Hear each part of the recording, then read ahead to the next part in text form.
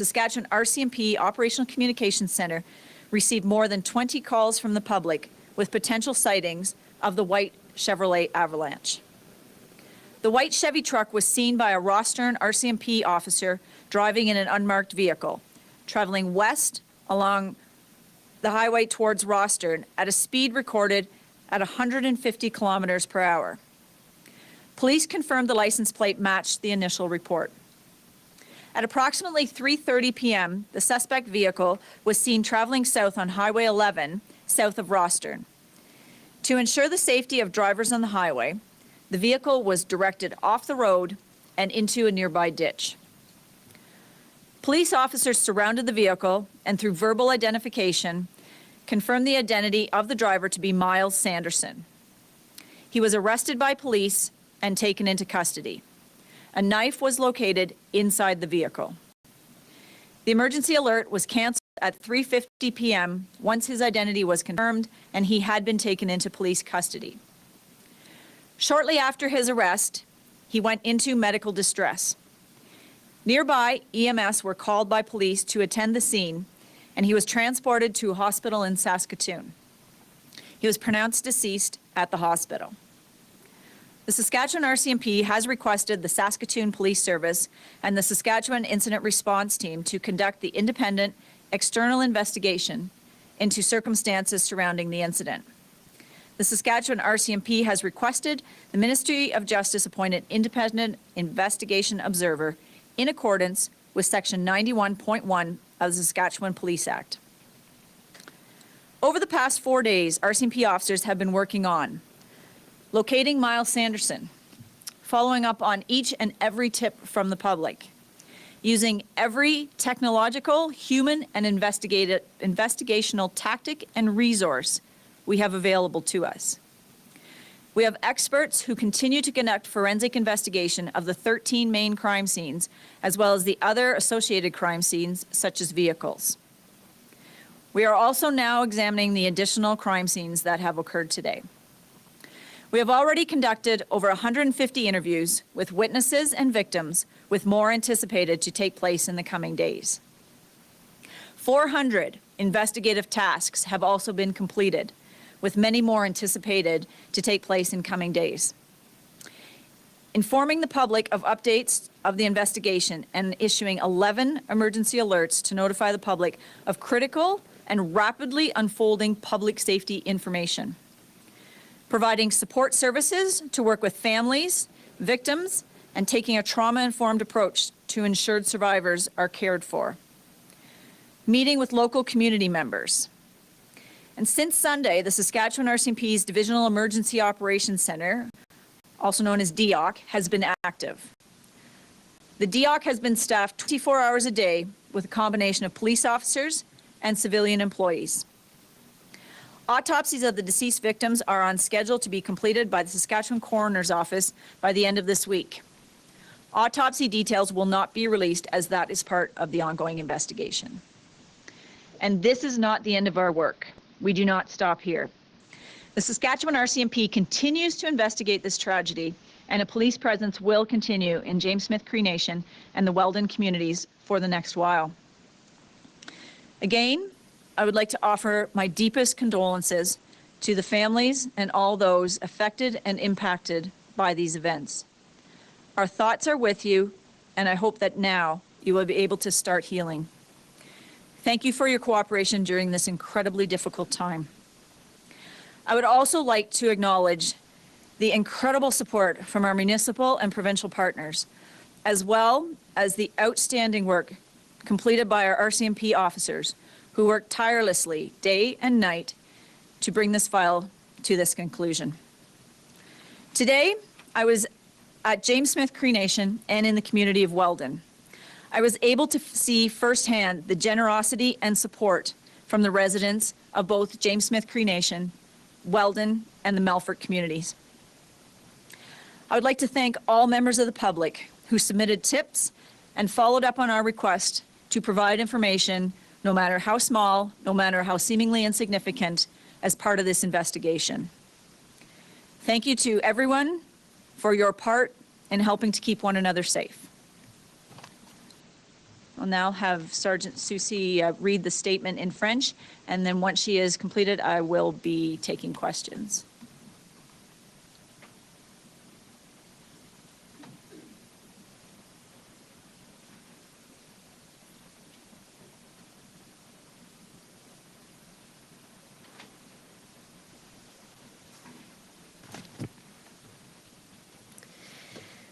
Ce soir, notre province pousse un soupir de soulagement collectif, car Myles Sanderson n'est plus en liberté. Je peux confirmer qu'il ne représente plus une menace et qu'il n'a aucun risque pour la public en ce qui concerne cette enquête. Je vais vous donner une chronologie des événements de cet après-midi qui ont conduit à son arrestation. Je vous donnerai également un aperçu du travail opérationnel effectué au cours des 4 derniers jours. Voici ce que je peux partager avec vous sur le sujet du travail de la GRC de la Saskatchewan dans cette enquête. Le 4 septembre, le Centre divisionnaire des communications opérationnelles de la GRC de la Saskatchewan a reçu le premier rapport à 5h40 d'une attaque au couteau sur la Nation Cree de James Smith. 2 policiers de la GRC en service ce matin-là se trouvaient au détachement de la GRC de Milford, qui est situé à environ 45 km plus loin de la Nation Cree de James Smith. Ils ont été dépêchés par le CDCO à 5h43. Le deuxième appel est arrivé au centre des communications à 5h59. Il s'agissait d'un signalement de 2 personnes blessées dans une résidence de la Nation Cree de James Smith. 19 minutes après le premier signalement. La police était déjà en route vers les lieux. Les policiers de la GRC sont arrivés sur la première scène à la Nation Cree de James Smith à 6h18. À 6h20, l'un des 2 policiers a quitté la première scène pour se diriger vers une autre scène à la Nation Cree de James Smith. Il est arrivé à la deuxième scène 12 minutes après avoir quitté la première. À 6h35, à raison du risque important pour la sécurité publique, la GRC de la Saskatchewan a émis une alerte d'urgence. Celle-ci a été rédigée, examinée, vérifiée et émise à 7h12. L'ampleur de cette enquête est immense. Depuis près de 4 jours, plus de 160 employés de la GRC de la Saskatchewan, du Manitoba, de l'Alberta et de l'Ontario et des organismes partenaires municipaux, des policiers et des civils travaillent sans relâche à cette enquête. Le mercredi 7 septembre 2022, à 17h07, la GRC de Waka a reçu un appel 911 signalant une introduction par effraction en cours dans la région du détachement de Waka. Selon les renseignements fournis, Myles Sanderson se trouvait à l'extérieur d'une résidence au nord-est de Waka et était armé d'un couteau. M. Sanderson a volé un camion Chevrolet Avalanche blanc portant la plaque d'immatriculation 953 LPL, immatriculée de la Saskatchewan, et a fui la propriété. Le propriétaire de la maison n'a pas été blessé. Le Centre de communication opérationnelle de la GRC de la Saskatchewan a continué de recevoir d'autres signalements indiquant que Myles se déplaçait dans un véhicule. Toutes les ressources policières disponibles dans cette région ont immédiatement répondu aux signalements, y compris un détachement de la GRC voisin et d'un aéronef du service de police de Saskatoon et de la GRC. À 14h49, une alerte d'urgence a été émise afin d'assurer la sécurité des résidents de la région de Waka et des voyageurs sur l'autoroute. Entre 14h49 et 15h35, le Centre de communication opérationnelle de la GRC en Saskatchewan a reçu plus de 20 appels du public qui auraient pu apercevoir le Chevrolet Avalanche blanc. La camionnette Chevrolet blanche a été aperçue par un agent de la GRC de Rostern qui conduisait un véhicule banalisé se déplaçant vers l'ouest, en direction de Rostern, à une vitesse enregistrée à 150 km/h. La police a confirmé que la plaque d'immatriculation correspondait au rapport initial. Vers 15h30, le véhicule suspect a été vu circulant sur la route 11 au sud de Rostern. Pour assurer la sécurité des conducteurs sur l'autoroute, le véhicule a été dirigé hors de la route dans un fossé voisin. Les policiers ont encerclé le véhicule et grâce à une identification verbale, ont confirmé l'identité du conducteur qui est Myles Sanderson. Celui-ci a été arrêté par la police et placé en détention. Un couteau a été retrouvé à l'intérieur du véhicule. L'alerte d'urgence a été annulée à 15h50 après que l'identité du conducteur ait été confirmée et qu'il ait été placé en détention. Peu après son arrestation, il est entré en détresse médicale. La police a appelé les services médicaux d'urgence des environs pour qu'ils se rendent sur les lieux. Il a été transporté à un hôpital de Saskatoon et a été déclaré décédé à l'hôpital. La GRC de la Saskatchewan a demandé au service de police de Saskatoon et à l'équipe de réponse des incidents de la Saskatchewan de mener une enquête indépendante et externe sur les circonstances de l'incident. La GRC de la Saskatchewan a demandé au ministère de la Justice de nommer un observateur d'enquête indépendant conformément à l'article 91.1 de la Saskatchewan Police Act. Au cours des 4 derniers jours, les agents de la GRC ont travaillé à localiser Myles Sanderson, donner suite aux renseignements fournis par le public, pour laquelle on est très reconnaissant d'ailleurs, utiliser toutes les tactiques et ressources technologiques, humaines et les avenues d'enquête dont nous disposions. Nous avons des experts qui continuent de mener des enquêtes médico-légales sur 13 scènes de crimes principales, ainsi que sur d'autres scènes de crimes connexes, comme des véhicules. Nous avons déjà mené plus de 150 entretiens et entrevues avec des témoins et des victimes, et d'autres devraient avoir lieu dans les prochains jours. 400 tâches d'enquête ont été également réalisées et beaucoup d'autres devraient l'être dans les jours à suivre. Nous avons informé le public des mises à jour de l'enquête en publiant des bulletins électroniques.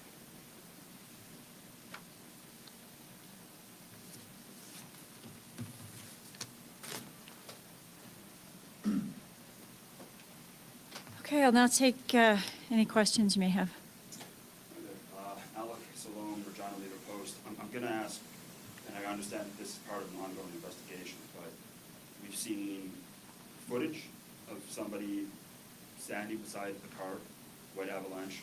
We've seen photos of somebody being arrested by RCMP today, standing up. We've now been told that Sanderson is dead. How did he die? Was he alone when he was arrested? He was the only occupant of the vehicle when he was arrested. Shortly after being arrested, he went into medical distress. Emergency medical services responded, and he was transported to hospital in Saskatoon, and that's where he was deceased. Was it an overdose? We've seen somebody standing beside, we've seen and heard eyewitness accounts of somebody being arrested at the scene, standing up, seemingly normal. Was it an overdose? Did he? Right. It's just something I can't speak to the specific manner of death. That's going to be part of the autopsy that will be conducted. Do you have any help before this? That's part of the investigation that's ongoing, and we'll be certainly looking at all those avenues to determine if there was anyone that was aiding him.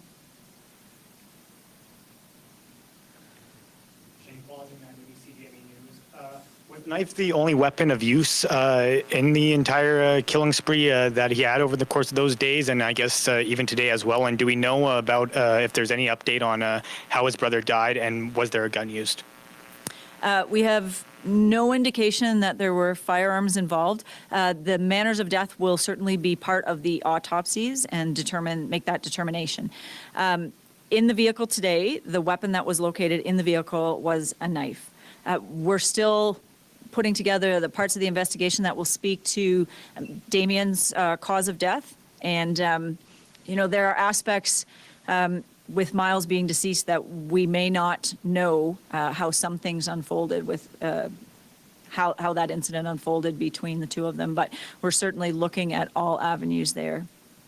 Just to follow up, I guess, do we know if Myles ever ended up leaving that area? Obviously, there's the report about him potentially being in Regina with another occupant of a vehicle. Residents in the area kind of told us they felt something was up last night. So I guess just, was he ever in Regina, or did he never leave that area? We still, the information that we have received on Sunday there was still believed to be credible information. We can't say one way or the other at this point in time whether he was here. We're hoping to piece together the timeline of where he was since Sunday.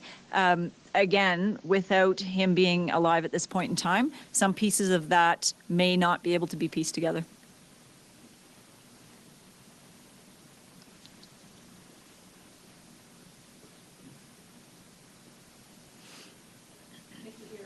With the Canadian Press. I was just wondering if when he did go into medical distress, since he was in police custody, did any officers attempt to do CPR on the man? Absolutely. All life-saving measures that we're capable of were taken at that point in time until the arrival of EMS shortly thereafter.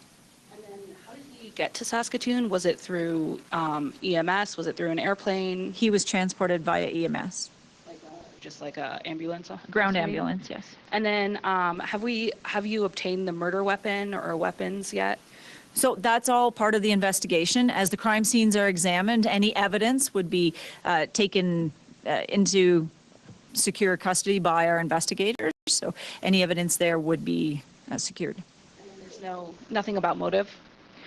No, and unfortunately, you know, now that Myles is deceased, we may never have an understanding of that motivation.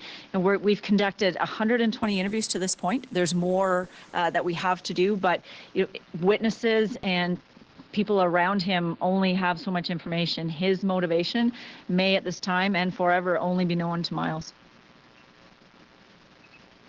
Jesse Anton, CBC News. Just to follow up on Mickey's question first, did the life-saving measures that were taken involve Narcan at all?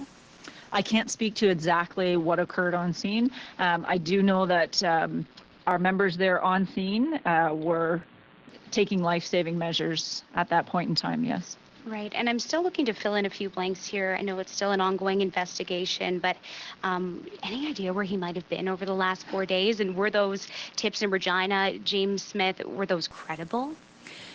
Well, you know, we followed up on every tip, and we've had tips as far away as British Columbia, Alberta, you know, and, you know, we asked the public to do that. We said, even if you're not sure, let us know because it could be, right? So, you know, we sort of created that, but that's what we need as part of the investigation and the process, because we don't know if someone decides, this isn't worth calling. That could be the tip or piece of information that we need.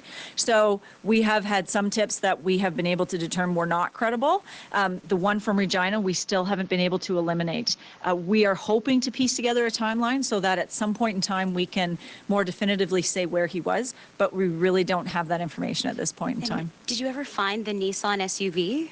No, that's still part of the ongoing investigation, and hopefully as we piece together this timeline, that may lead us to points where we may be able to locate the SUV. Any idea where he was going on Highway 11? No idea. You know, I think Myles is the only one that can speak to that.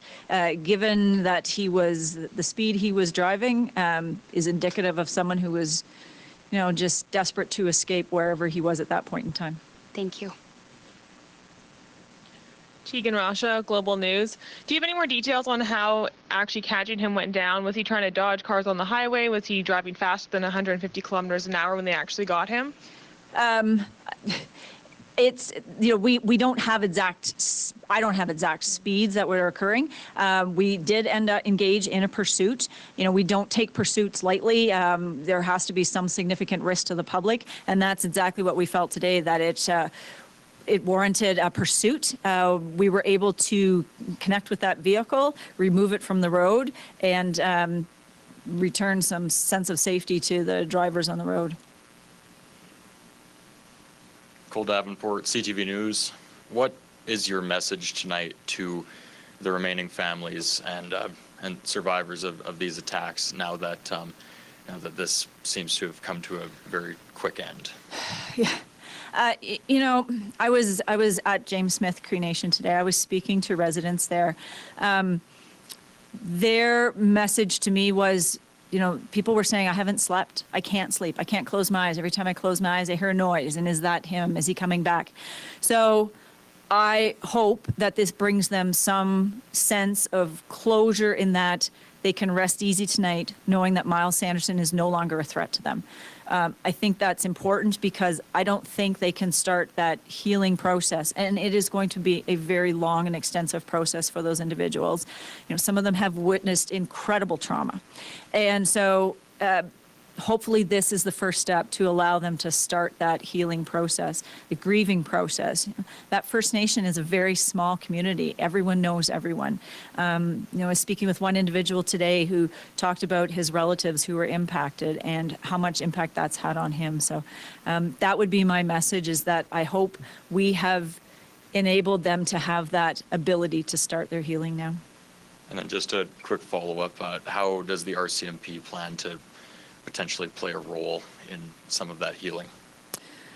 You know, a big part of what we do in this province is being part of our community, understanding, knowing our community. You know, when I was there today, there was some individuals who were going to check on persons who had been injured who were at their house, and they asked if they could have RCMP go with them. And, you know, they didn't ask for the RCMP. They asked, you know, can Alphonse go with us? They know the members in their community, and they trust those members, and they ask for them by name. And, you know, that's the important part that we play, you know, that understanding of what these people have been through, trying to support them as much as we can as they start their very long journey of healing. Thank you.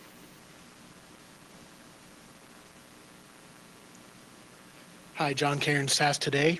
I know that there was a concern that Myles might have been injured prior to today. Were there any signs when he was taken into custody that of any prior injuries or any injuries that you could mention? So the initial reports that were received from that 911 call at Waka indicated that he may have had an injury, but I don't have any further information on that. We do know now that there was a residence, a vehicle that was broken into in Weldon, and it seems like he stole a first aid kit out of that vehicle, which would indicate that he had some injuries and was trying to seek some sort of treatment for himself. I have a question in French. Yeah. Est-ce qu'on sait si Myles Sanderson est la personne qui a effectivement tué les 10 personnes qui sont maintenant mortes?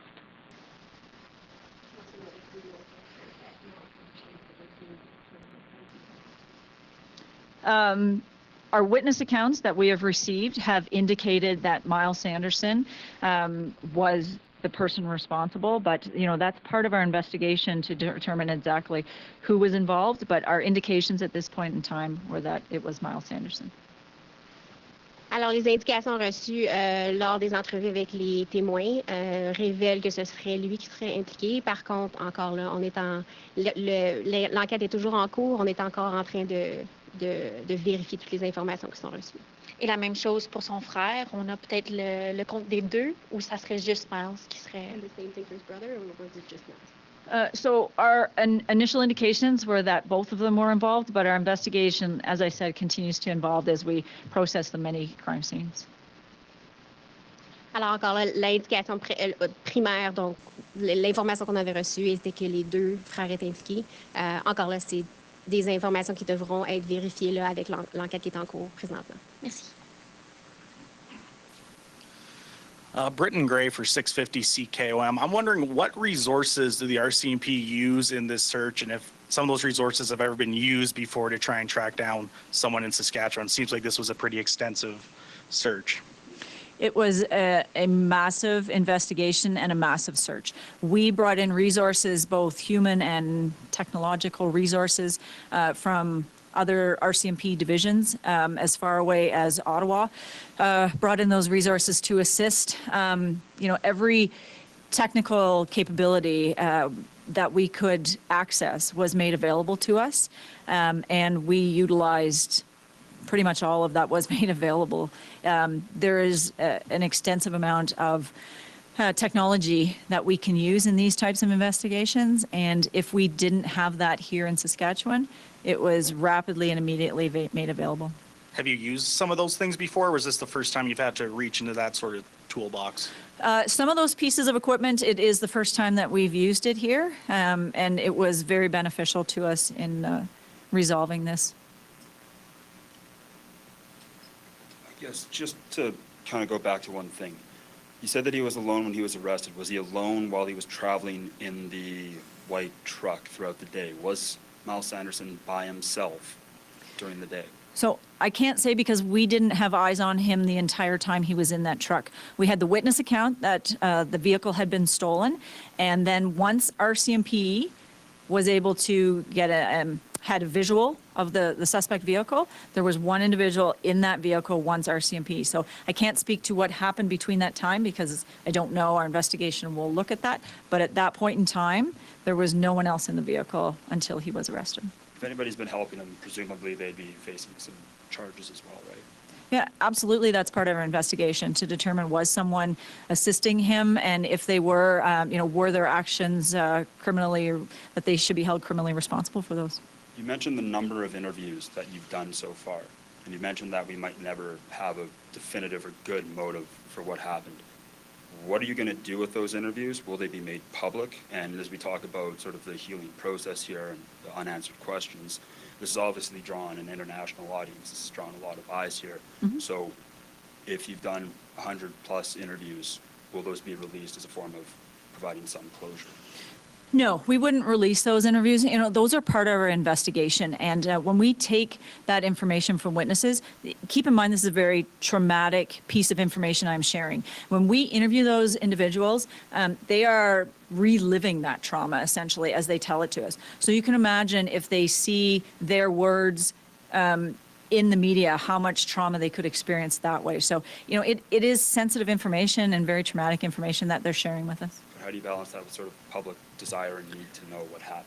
So, we can, once we get to the point where we have answers on, further details on timelines, we can share that information without saying person X said this, right? We can piece that together, that further information to get that information to the public. I understand there's certainly people want to understand what happened here and how that unfolded, but, we can certainly do that without that very intimate knowledge of what the witnesses have provided to us. Mickey with the Canadian Press, just another clarification. Is Damien still considered a suspect, or is he involved, or is he should we be saying he's a victim at this point? At this point in time, he is considered a suspect in the homicides that were committed. And were drugs found in the truck of Myles Sanderson, the one he was driving? At the initial search of the vehicle, did not reveal any drugs, but that further search would happen as part of the investigation. Was there any drugs on him? I can't speak to that because I don't have that information. Is there a possibility of an inquest in addition to the investigations that have already been requested by RCMP? I can't really speak to that at this point in time. There's lots of different levels of inquiries or inquests that happen in these types of situations. It was a very obviously serious and significant incidents, the likes of we haven't certainly seen in any recent memory. So, I expect there will be reviews, but I can't speak to exactly what those are. Yeah. I'm sorry, we have a very busy evening in front of us, so we will wrap it up at this point. Thank you so much.